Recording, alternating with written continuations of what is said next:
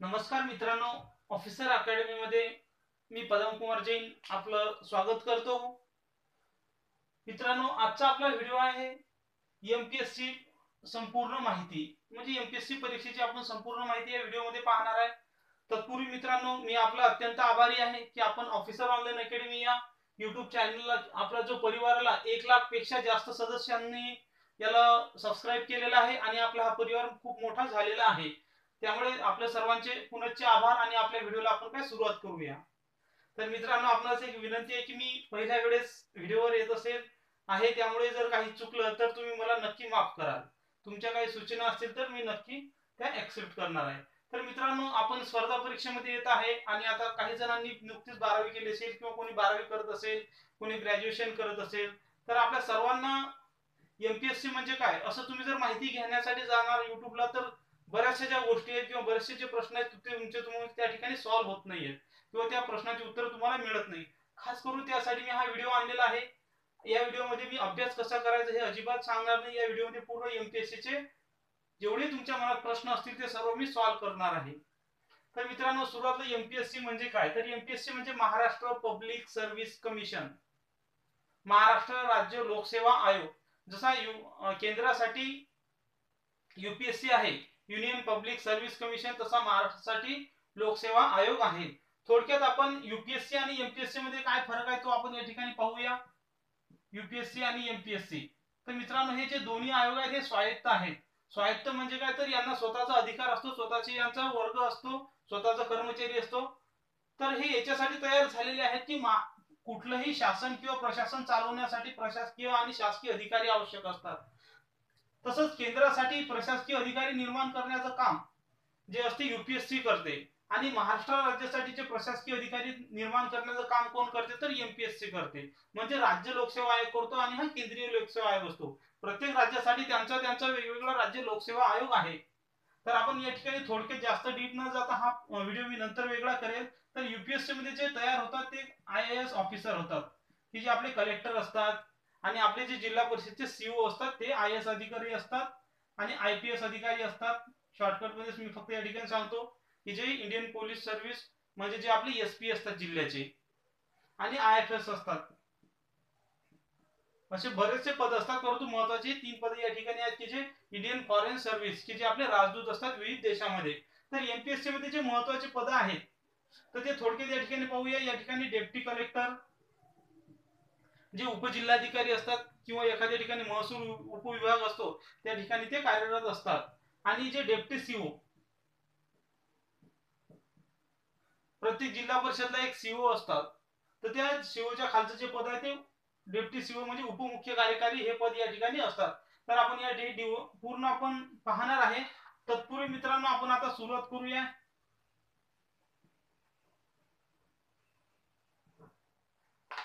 तर महत्वाचं म्हणजे काय, एमपीएससी म्हणजे काय हे आपण जाणून घेतले की महाराष्ट्र पब्लिक सर्व्हिस कमिशन, की जे अधिकारी निर्माण करते आणि यामध्ये कोणती पदे असतात, अटेम्प्ट किती असतात. आपण आता दुसरा प्रश्न बघूया की एमपीएससी म्हणजे काय? तर महाराष्ट्र लोकसेवा आयोग, की जे प्रशासकीय अधिकाऱ्यांची निर्मिती करते. तर त्यामध्ये मित्रांनो, उपजिल्हाधिकारी पासून एमपीएससी मधील सर्वात मोठं पद आहे ते उपजिल्हाधिकारी.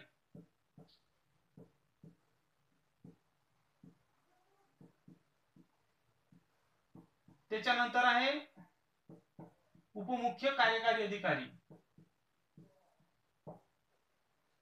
एमपीएससी असा जो आयोग आहे हा उपजिल्हाधिकाऱ्यापासून तर हमालापर्यंत काही पद भरते.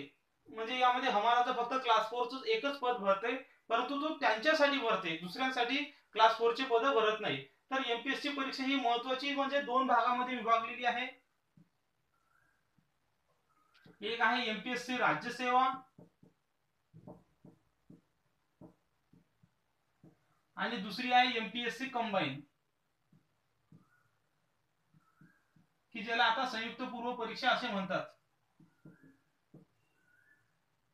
या कंबाईनचे सुद्धा यांनी काय 2 गट केले, एमपीएससी कंबाईन ब गट आणि एमपीएससी कंबाईन क गट, असे 2 गटामध्ये यांची विभागणी केली. तसेच इतर परीक्षा सुद्धा या ठिकाणी असतात, इंजिनिअरिंगच्या त्यांच्या असतात, जजच्या असतात. आणि तसंच याचा एक तिसरा एक गट एमपीएससीने केलेला या ठिकाणी सरळ सेवा नावाचा. म्हणजे यामध्ये मुख्यतः एमपीएससी ही 3 गटामध्ये विभाजन केलेली आहे की ज्यामध्ये क्लास 1 पद, कंबाईन मध्ये क्लास 2 आणि सरळ सेवेमध्ये क्लास 3 अशी या ठिकाणी पद निर्माण केले. या राज्यसेवेमध्ये क्लास 1 आणि क्लास 2 सुद्धा या ठिकाणी असते. तर राज्यसेवा आणि एमपीएससी कंबाईन यामध्ये काय फरक आहे, तर कंबाईन मध्ये मुख्यतः तुम्हाला सांगायचं म्हणजे कंबाईन 2 आहेत. तर कंबाईन बी मध्ये या ठिकाणी पीएसआय, एसटीआय आणि एएसओ, आणि या सरळ सेवेमध्ये क्लर्क, टॅक्स असिस्टंट आणि एक्साइज पीएसआय की जे उत्पादन शुल्क विभागामध्ये कार्यरत असतात, जे आपले दारूचे दुकान असतात त्यांना ते लायसन्स वगैरे त्या ठिकाणी त्यांचं चेकिंग वगैरे करण्याचं काम ते करतात. तर मुख्यतः राज्यसेवा परीक्षा आहे, यामध्ये क्लास 1 आणि क्लास 2 या प्रकारची पदं भरले जातात. तर या क्लास 1 मधलं राज्यसेवेमध्ये एकूण 19 प्रकारची पदं भरले जातात. आणि याचे शेवटचं पद कोणतं आहे, तर ते आहे नायब तहसीलदार.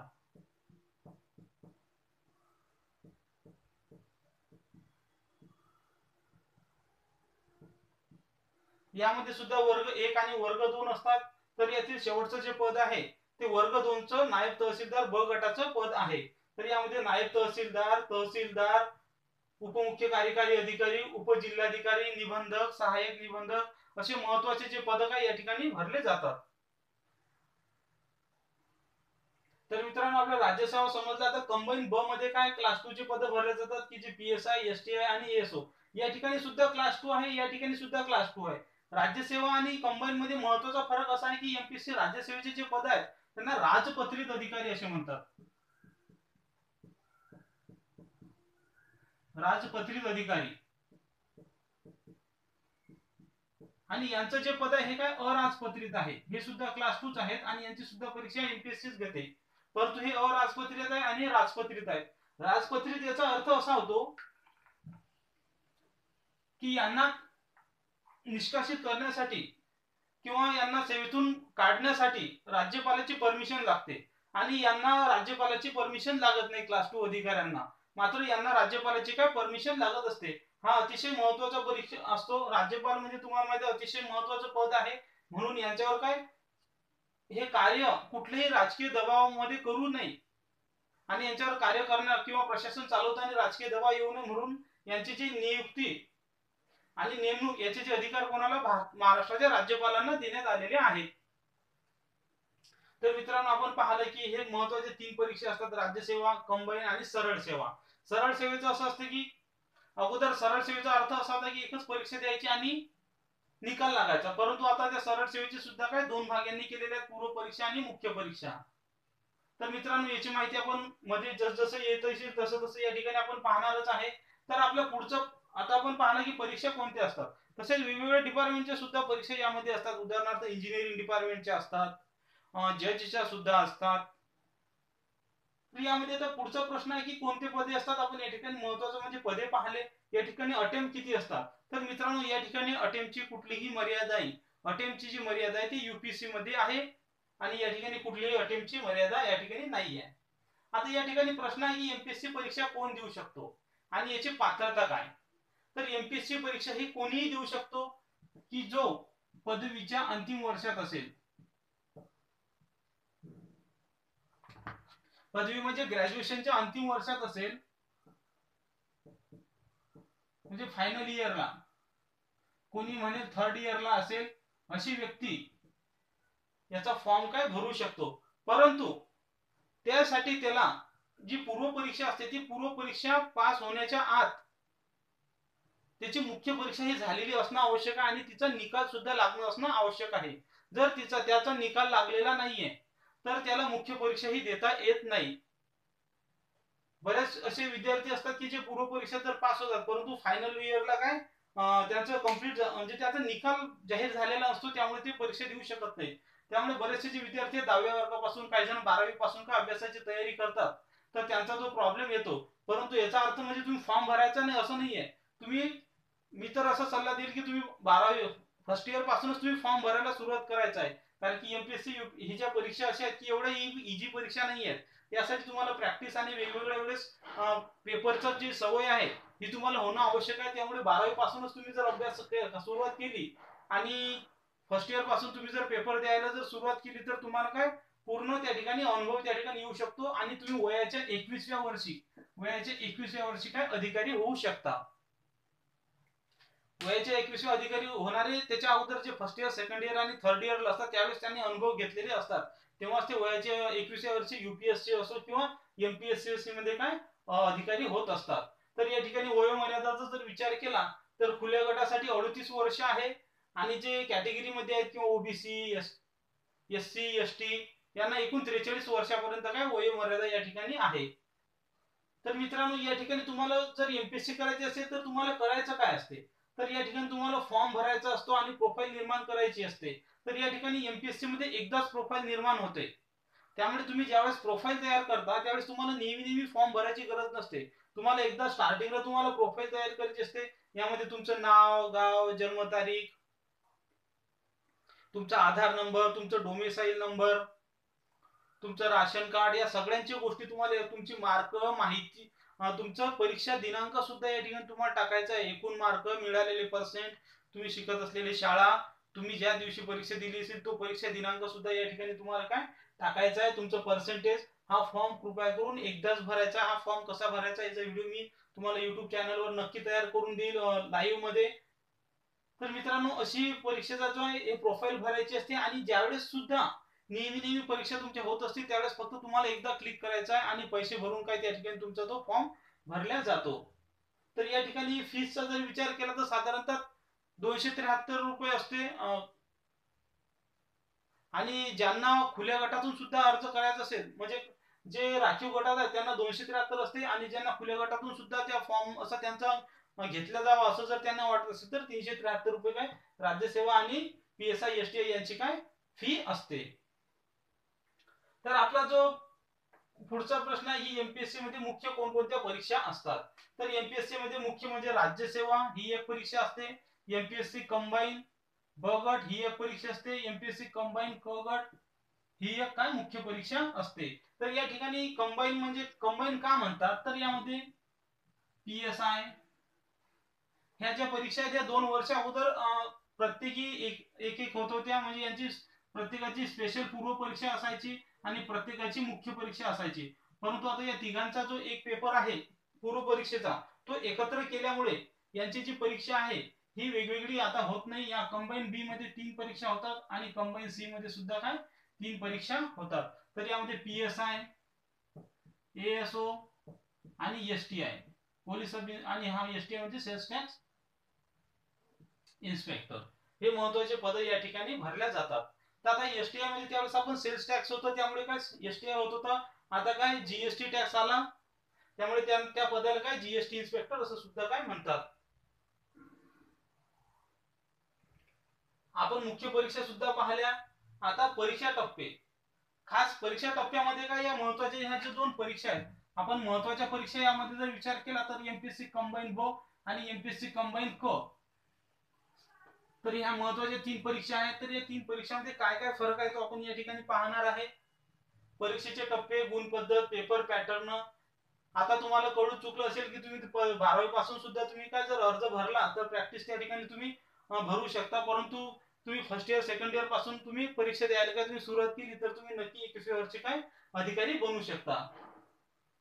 परंतु हे तुम्हाला नक्की लक्षात ठेवायचे की जोपर्यंत तुमचं फायनल कंप्लीट होत नाही ग्रॅज्युएशन कंप्लीट होत नाही तोपर्यंत तुम्ही मुख्य परीक्षा देऊ शकत नाही.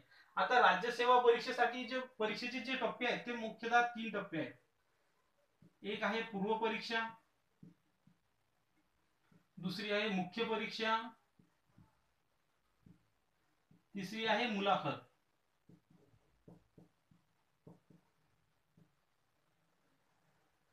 साधारणतः या परीक्षाचा जर कालावधी विचार केला तर राज्यसेवा परीक्षा जी आहे ती साधारणतः एप्रिल महिन्यामध्ये होत असते आणि ही जी कंबाईनची परीक्षा आहे साधारणतः मे महिन्यामध्ये होत असते आणि ही जी परीक्षा आहे साधारणतः ही जून महिन्यामध्ये काय दरवर्षी होत असते. ह्या परीक्षा दरवर्षी होत असतात. फक्त यावर्षी ज्या कोरोनाच्या याच्यामुळे मागे पुढे झालेले आहे, परंतु कधी कधी ही फेब्रुवारी मध्ये सुद्धा काय होऊ शकते, मागे 1 वर्ष ही अगोदर घेण्यात आली होती. त्यामुळे साधारणतः या परीक्षांच्या महिन्यात एप्रिल, मे आणि जून याच्यामध्ये मी वेगवेगळे व्हिडिओ आपल्याला तयार करून देणार आहे की नेमकं याचा परीक्षेचा अभ्यास कसा करायचा, परीक्षेचा पॅटर्न कसा असेल. तर या ठिकाणी जर आपण पाहिलं परीक्षेचे टप्पे आपण पाहत आहे, राज्यसेवा परीक्षेचा पूर्व, मुख्य आणि मुलाखत असा टप्पा असतो. आता यामध्ये PSI, ASO आणि STI या ठिकाणी या परीक्षेचे 2 गट झालेले आहेत. तर या ठिकाणी या परीक्षेचे पूर्व परीक्षेचा जर विचार केला तर या ठिकाणी 2 पेपर असतात, पेपर 1 आणि पेपर 2. यामध्ये पूर्व परीक्षेमध्ये 2 पेपर असतात. अगोदर आपण एक एक परीक्षेचं बघूया, म्हणजे काय होणार की इकडे आणि इकडे पूर्ण आपलं कन्फ्युजन आणि गोंधळ हा होणार नाही. तर यामध्ये पूर्व परीक्षेमध्ये 2 पेपर असतात. यामध्ये एक असतो GS म्हणजे सामान्य ज्ञान, की ज्यामध्ये गणित नसते, इंग्रजी नसते, कुठलाही विषय नसते. यामध्ये साधारणतः इतिहास, भूगोल, राज्यघटना, अर्थशास्त्र, चालू घडामोडी, विज्ञान आणि पर्यावरण असे या ठिकाणी 200 मार्काचा हा एक पेपर असतो. आणि जो पेपर 1 असतो या ठिकाणी आणि पेपर जो 2 आहे तो असतो CSAT. यामध्ये तुमचं बुद्धिमत्ता असते, गणित असते, तुमचे पॅसेज असतात. यामध्ये एकूण 100 प्रश्न असतात आणि 200 गुण असतात. यामध्ये तुमचे फक्त 80 प्रश्न असतात आणि 200 गुण असतात. तर अशी ही जी पूर्व परीक्षा आहे ही एकूण 400 गुणाची तुमची पूर्व परीक्षा असते. राज्यसेवा पूर्व परीक्षा ही 400 गुणाची असते, ज्यामध्ये 2 पेपर असतात. एक पहिला असतो GS जनरल स्टडीज, दुसरा असतो CSAT. यामध्ये बुद्धिमत्ता चाचणी असते, गणित असते, पॅसेज असतात आणि हा जो असतो या ठिकाणी किती 200 गुणांसाठी हा पेपर असतो. पूर्व परीक्षेमध्ये 2 पेपर असतात. आता याचा जर मुख्यचा जर विचार केला तर या मुख्यमध्ये 6 पेपर असतात.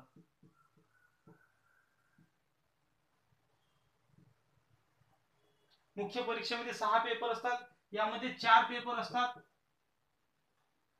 150 गुणांचे आणि 2 पेपर असतात 100 गुणांचे. तर ज्यावेळेस तुम्ही पूर्व परीक्षा पास होणार त्यावेळेसच तुम्हाला मुख्य परीक्षेमध्ये काय तुम्हाला एंट्री किंवा प्रवेश मिळतो. तर या ठिकाणी पूर्व परीक्षेचा असा गणित आहे की यामध्ये साधारणतः 0.33 किंवा याला 1:3 अशी ही गुणदान पद्धत असते. म्हणजे तुमचे जर 3 चुकले तर तुमच्या एका प्रश्नाचे गुण काय कमी करण्यात येतील. तुमचे 3 चुकले तर एका प्रश्नाचे तुमचे गुण कमी करण्यात येतील. यामध्ये जर आपण घेत बसलो तर खूप वेळ होईल आणि तुमचा जो महत्त्वाचा जो परीक्षेचा आपला जो व्हिडिओचा उद्देश आहे तो दूर केला जाणार आहे. तर या ठिकाणी तुम्हाला 5 प्रश्न असे देण्यात येतात की ज्यात निगेटिव्ह सिस्टीम सुद्धा नसते. या ठिकाणी उदाहरणार्थ तुमच्या ठिकाणी असे प्रश्न येतात की एक वेगवेगळ्या धर्माचं जोडपं आहे, म्हणजे निर्णय क्षमतेचे प्रश्न त्या ठिकाणी तुम्हाला 5 येतात. की त्या ठिकाणी जर तुम्ही अधिकारी असाल तर कुठलं कार्य करणार.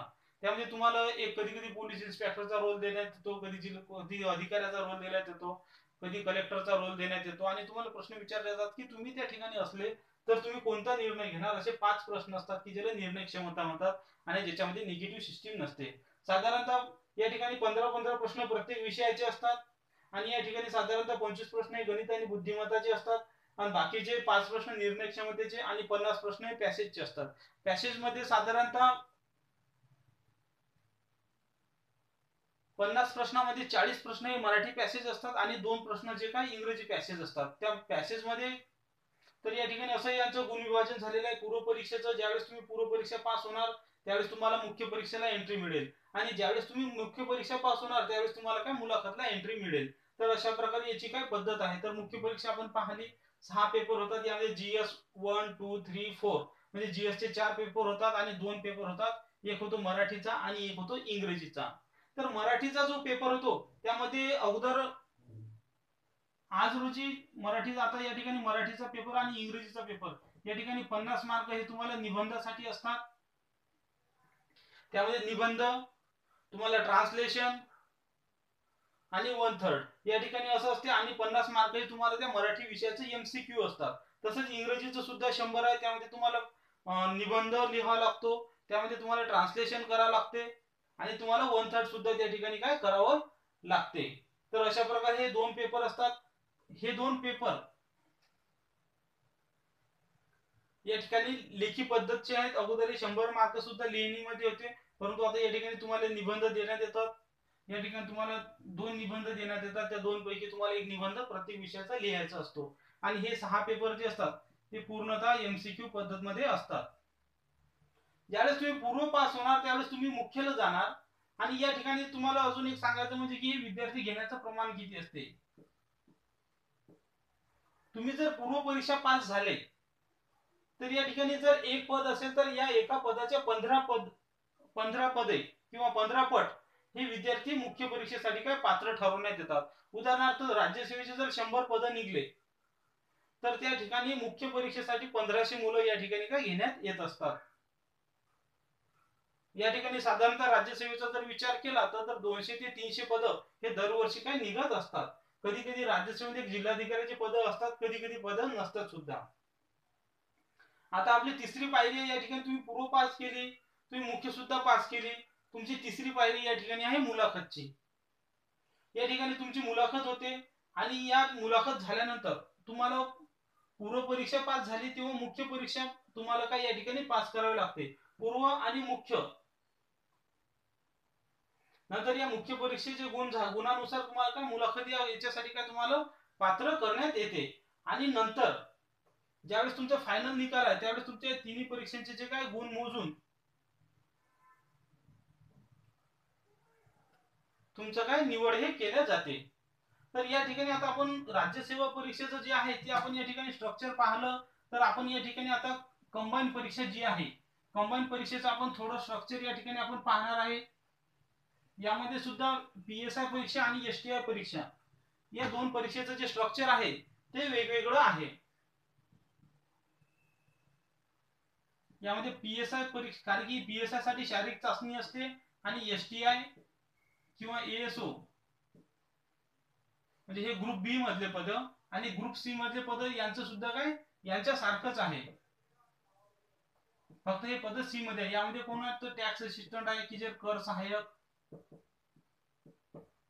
या सगळ्या पदांसाठी पात्रता मित्रांनो मी विसरूनच गेलो की सगळ्या पदासाठी पात्रता फक्त पदवी आहे. यासाठी त्यासाठी वायशे MOU म्हणजे यशवंतराव चव्हाण असो किंवा कुठल्याही मुक्त विद्यापीठाची तुम्हाला पदवी असणं आवश्यक आहे. त्यामध्ये टॅक्स असिस्टंट आहे, एक्साइज इन्स्पेक्टर आहे किंवा एक्साइज PSI म्हणू आपण त्याला, आणि क्लर्क आहे. अगोदर क्लर्क हे जे पद होतं हे फक्त 12वीच्या बेसवर भरलं जायचं, परंतु आता मात्र तर या ठिकाणी मित्रांनो फक्त PSI चं वेगळं आहे आणि या सगळ्या परीक्षांची जी पद्धत आहे ती काय सोपी आहे. आणि हे सर्व हे वर्ग 2 चे पद आहेत. हे 3 PSI STI आणि SO ब मध्ये फक्त आपण याला वेगळं याच्यासाठी केलं की यांना शारीरिक चाचणी आहे आणि मुलाखत असल्यामुळे हे पद काय आपण वेगळं केलेलं आहे. बाकी हे जे ग्रुप B आणि ग्रुप C च्या ज्या परीक्षा आहेत त्या सगळ्या सारख्या होतात, सगळ्यांना सारखेच गुण आहेत. तर या ठिकाणी मुख्यतः दोन टप्पे होतात. पूर्व परीक्षा होते या सगळ्यांचीच आणि नंतर मुख्य परीक्षा होते. तर पूर्व परीक्षेमध्ये 100 गुणांचा पेपर असतो. यामध्ये जी मार्किंग सिस्टीम आहे ते तुमचे 4 चुकले तर तुमचा 1 गुण कमी करण्यात येतो किंवा 0.25 का ही निगेटिव्ह सिस्टीम आहे. म्हणजे 4 चुकले तर एका प्रश्नाचे गुण काय तुमचे कमी केल्या जातात. या ठिकाणी पूर्व परीक्षेमध्ये 100 प्रश्न असतात आणि हे पूर्ण MCQ पद्धतीची परीक्षा असते. 1 तासाचा वेळ असतो. 60 मिनिटांमध्ये तुम्हाला 100 प्रश्न सोडवायचे असतात. साधारणतः तुम्हाला 38 सेकंदाचा काय वेळ हा मिळतो एका प्रश्नाला विचार करण्यासाठी आणि त्या ठिकाणी गोल करण्यासाठी सुद्धा तुम्हाला काय तो वेळ मिळतो. तर पेपरला जाताना कोणकोणत्या चुका होतात हे याच्यासाठी सुद्धा मी व्हिडिओ तयार करणार आहे, तो सुद्धा तुम्ही नक्की बघा. कारण की नवीन विद्यार्थ्यांना बरेच वेळेस खूप साऱ्या चुका होतात की ज्या व्हिडिओमध्ये मी सांगणार आहे. तर या ठिकाणी तुम्ही पहिल्यांदा पाहिलं 100 मार्काचा पेपर असतो या सगळ्यांचा पूर्वचा, म्हणजे कंबाईन B चा एक पेपर होतो, या तिघांचा मिळून एक पेपर होतो आणि कंबाईन C यांचा सुद्धा तिघांचा मिळून एक पूर्वचा पेपर होतो. पूर्व मध्ये चालू घडामोडी, विज्ञान, इतिहास, भूगोल, अर्थ राज्यघटना आणि 15 गुणे बुद्धिमत्ता चाचणी आणि गणितासाठी या ठिकाणी असतात. आता यांची जी मुख्य परीक्षा आहे, या मुख्य परीक्षेमध्ये एकूण या ठिकाणी एक पेपर असतो. मुख्य परीक्षेमध्ये 2 पेपर असतात. या 2 पेपर मध्ये सुद्धा त्यांनी काय केलेलं आहे, या सगळ्यांचा एक जो पेपर असतो तो कंबाईन घेतलेला आहे. म्हणजे जो मराठी आणि इंग्रजीचा हा जो पेपर आहे, मराठी आणि इंग्रजीचा हा तिघांनाही सारखाच आहे. अगोदर यांचं काय व्हायचं, मराठीचा पेपर वेगळा आणि मुख्य यांचा वेगळा, हिचा सुद्धा पूर्वचा वेगळा, मुख्यचा वेगळा, पूर्वचा वेगळा आणि मुख्यचा वेगळा. यानं काय व्हायचं की एकाच विद्यार्थ्याला तिन्ही परीक्षा त्या पहिल्या पेपरच्या सारख्या द्यायच्या. त्यामुळे यांनी काय केलं की या तिघांचा एकच पेपर घेतलेला आहे. सध्या तुम्हाला कळणार नाही, बरेचसे तुमचे प्रश्न असतील तर ते तुम्ही कमेंट मध्ये करा, किंवा वेगवेगळ्या प्रश्नावर मी तुमचा वेगवेगळा व्हिडिओ या ठिकाणी तयार करणार आहे. एकाच व्हिडिओ मध्ये सगळं सांगणं म्हणजे तुम्हालाही कळणार नाही आणि मला सुद्धा असं वाटत आहे की मी जास्त फास्ट सांगत आहे. आता या ठिकाणी मुख्य परीक्षेमध्ये 2 पेपर असतो की जो इंग्रजी आणि मराठीचा, की जो सगळ्यांचा सारखा असतो, आणि दुसरा पेपर असतो या विषयाचा. आता तुम्ही जर पीएसआय ची परीक्षेचे मुख्य देत असाल तर पीएसआय साठी वेगवेगळ्या कायद्याचं ज्ञान आवश्यक असते. त्यांना त्यांचं पेपर असतो. एसटीआय साठी त्यांचा जो वेगळा विषय असतो तो, आणि एसओ साठी वेगळा असतो. तर या ठिकाणी सांगायचं म्हणजे की पूर्व पेपर असतो 100 गुणाचा आणि मुख्य पेपर असतो 200 गुणाचा. या ठिकाणी तुम्ही पीएसआय, एसटीआय किंवा टॅक्स असिस्टंट जर झाले तर तुम्हाला फक्त हे 2च टप्पे आहेत, तुम्हाला पुढचे टप्पे नाहीत. या मुख्य परीक्षेच्या गुणांवर तुम्हाला काय, मुख्य परीक्षेच्या गुणांवर तुमची नियुक्ती या ठिकाणी काय होत असते. परंतु पीएसआय साठी मात्र तसं नाही. पूर्व परीक्षेच्या या ठिकाणी सुद्धा विद्यार्थी घेण्याचं जे प्रमाण आहे ते एकाच 15 आहे, कधी कधी काळी एकाच 16-17 पर्यंत हे प्रमाण जाते. त्याचं कारण असं आहे की समजा या ठिकाणी जर तुमचा कट ऑफ 25 लागला, सॉरी, या ठिकाणी जर तुमचा कट ऑफ 45 लागला असेल पीएसआय पूर्वचा, परंतु या ठिकाणी जर तुम्हाला 44